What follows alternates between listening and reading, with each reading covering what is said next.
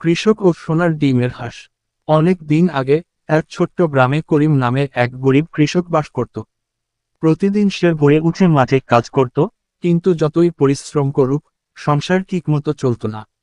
একদিন এক বন্ধু তাকে উপহার দিল একটি হাঁস। করিম হাঁসটিকে খুব যত্নে পালন করতে লাগলো। কয়েকদিন পর এক সকালে করিম দেখতে পেল হাঁসটি একটি চকচকে সোনার ডিম পেড়েছে।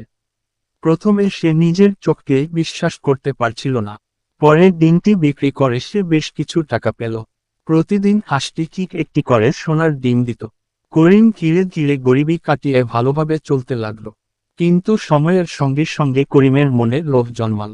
সে ভাবল, যদি হাঁসের পেট চিরে সব সোনার ডিম একসাথে পেয়ে যাই, তবে একদিনে আমি বড়লোক হয়ে যাব।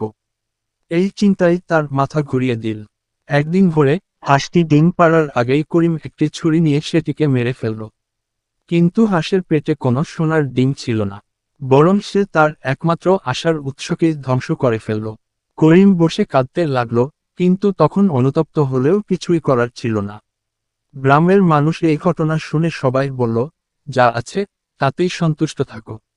লোভে পড়ে সবকিছু হারানো খুব সহজ। শিক্ষা: লোভ মানুষের সর্বনাশ ডেকে আনে। ধৈর্য ও সন্তুষ্টি সুখী